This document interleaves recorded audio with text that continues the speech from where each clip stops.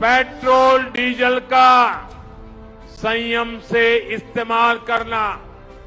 शहरों में जहां मेट्रो है वहां हम तय करें कि हम मेट्रो का ही उपयोग करेंगे, कार पूल करने का प्रयास करें।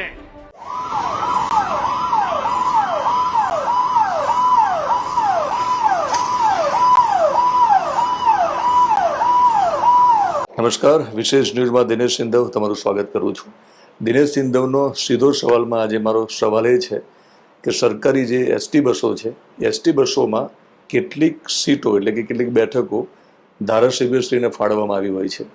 તો શું આ એસટી બસોની સીટોમાં આપણને ગુજરાતના ધારાસભ્યો બેઠેલા જોવા મળશે?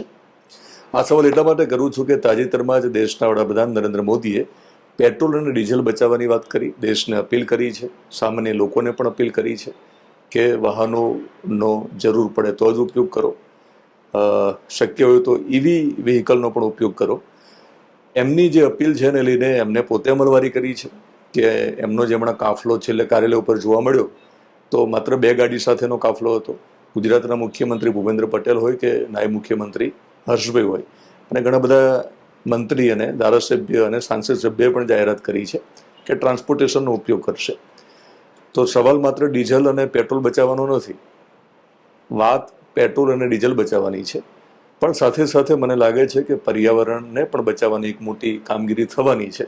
કારણ કે પેટ્રોલ અને ડીઝલનો જે વપરાશ છે એ વપરાશ અને જરૂરિયાત પૂરી કરવા માટે જ્યારે આપણે જે પ્રાકૃતિક આપણી સંપદા છે, આ પેદાશને પેદા કરવા માટે પ્રાકૃતિક સંપદાને આપણે નુકસાન કરીએ છીએ, પર્યાવરણને ખૂબ મોટું નુકસાન થઈ રહ્યું છે.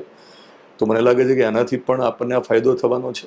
સાથે સાથે આપણે કોરોનામાં જોયું હતું કે જ્યારે વાહનો રસ્તા ઉપર નહોતા એટલે પર્યાવરણમાં જે વાહનોના કારણે જે નુકસાન થઈ રહ્યું છે, હવા જે બગડી રહી હતી આપણી એ પણ શુદ્ધ થઈ હતી, તો એ પણ ફાયદો થવાનો છે. તો શરૂઆત ખૂબ સારી છે. સંકટ જે વૈશ્વિક સ્તરે આપણને જોવા મળે છે એને લઈને પણ આ હોઈ શકે. આ ક્યાં જઈને અટકશે આપણને ખબર નથી, પણ મારો સવાલ એટલા માટે છે કે ધારાસભ્યો માટે જ્યારે સરકારી એસટી બસોમાં બેઠકો જો અનામત રાખવામાં આવી હોય તો એ ક્યારેય એ સીટ ઉપર આપણે કોઈ ધારાસભ્યને બેઠેલા જોયા નથી. કેટલાક ધારાસભ્યો છે જૂના જમાનાના, મહેન્દ્ર મસરૂની જો જૂનાગઢના વાત કરીએ, પૂર્વ MLA, તો એ એસટી બસનો ઉપયોગ કરતા. ગાંધીવાદી ધારાસભ્યો છે એ પણ સાદું જીવન જીવે છે, એવા કેટલાક લોકો માંડ બચ્યા છે. પણ મોટાભાગના ધારાસભ્યો અત્યારે બહુ મોટી મોટી વૈભવી કાર લઈને વિધાનસભામાં આવતા આપણે જોયા છે. છેલ્લે તો મેં ગોપાલ ઇટાલિયાને પણ ફોર્ચ્યુનરમાં જોયા છે.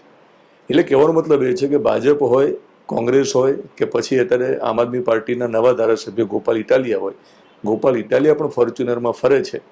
તો મને એનો વિરોધ નથી. ફોર્ચ્યુનરમાં ફરવું એનો મતલબ બીજો અર્થ એવો નથી નીકળતો કે ભ્રષ્ટાચાર કરીને ધારાસભ્યો ફોર્ચ્યુનર લાવતા હશે, એ ધંધો કરીને લાવતા હશે, બીજો વેપાર પણ એમને હોતો હશે. પણ સવાલ એ છે કે માત્ર દેખાડા માટે થોડા દિવસ માટે જ આ પ્રકારનો માહોલ ન રહેવો જોઈએ. આ દેશમાં ભવિષ્યમાં પણ આ પ્રકારની આફતો આવવાની છે.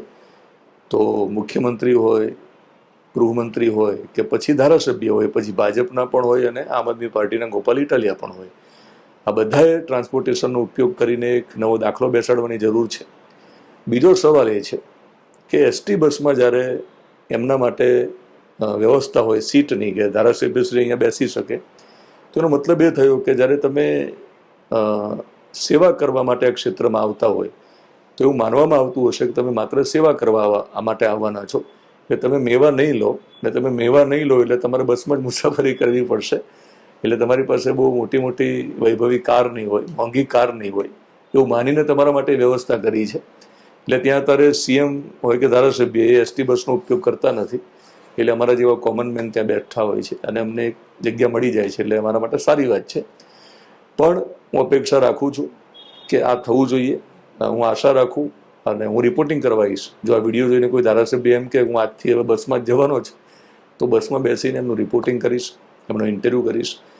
બીજી રિક્વેસ્ટ એ કરવી છે કે વિધાનસભા હોય કે પછી કોર્પોરેશન હોય, ત્યાં જે સત્તામાં બેઠેલા લોકો છે, જે સત્તાધીશો છે, એને આપણે પદાધિકારીઓ કહીએ છીએ, એ લોકો, મેં તો ઘણી બધી કોર્પોરેશનમાં રિપોર્ટિંગ કર્યું ત્યારે જોયું છે કે સત્તામાં આવે એટલે ઓફિસો તો બહુ સરસ ફર્નિચરવાળી કરે જ છે, પણ વાહનો માટે પણ ટેન્ડર મંગાવે છે, નવા વાહનોની ખરીદી કરે છે, અને વાહનો ખરીદીને સરકારનો જે ખાસ તો તિજોરીનો પૈસો, જેને જે પ્રજાના ટેક્સમાંથી તિજોરી ભરાઈ હોય સરકારની, એ પૈસાનો દુરુપયોગ થતા અમે જોયો છે.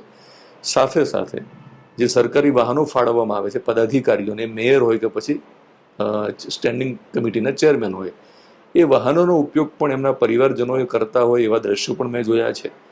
કેટલાક કિસ્સામાં તો આપણે કોઈ બાળકને સ્કૂલે મૂકવા જતા અધિકારીને પદાધિકારીના સ્ટાફને જોયો છે. તો આપણે આશા રાખીએ કે વડાપ્રધાનની અપીલ પછી જે માહોલ બન્યો છે અને સમાચારમાં આપણે જે વાંચી રહ્યા છીએ, જોઈ રહ્યા છીએ, આવો કાયમી માહોલ હોવો જોઈએ. અનેક દેશો આવું કરી શકે છે. તો આશા રાખું કે આપણને એસટી બસમાં કોઈ ધારાસભ્ય બેઠેલા જોવા મળે, અને હું રિપોર્ટિંગ કરવા પણ જઈશ, કારણ કે આનાથી બે અર્થ નીકળે છે.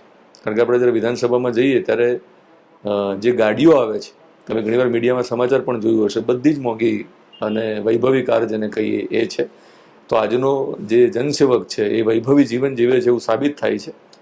પણ આપણો ખરો વૈભવ જે છે એ આપણી પ્રકૃતિ છે. આપણા પ્રકૃતિને બચાવવા માટે, દેશને જો બચાવવો હશે તો આપણે ઈંધણને બચાવવું પડશે. અને નરેન્દ્ર મોદીએ જે પહેલ કરી છે, અને ગુજરાતના મુખ્યમંત્રી અને નાયબ મુખ્યમંત્રી જે પહેલ કરી છે, તો એ કાયમી રહેવી જોઈએ. અને હું તો છેલ્લે ગોપાલ ઇટાલિયાને પણ વિનંતી કરીશ કે ફોર્ચ્યુનરની બદલે તમે પણ એસટી બસમાં મુસાફરી કરો. કોંગ્રેસના જે નેતાઓ છે એમને પણ હું રિક્વેસ્ટ કરીશ કે તમે પણ એસટી બસમાં જોવા મળો તો અમને ગમશે.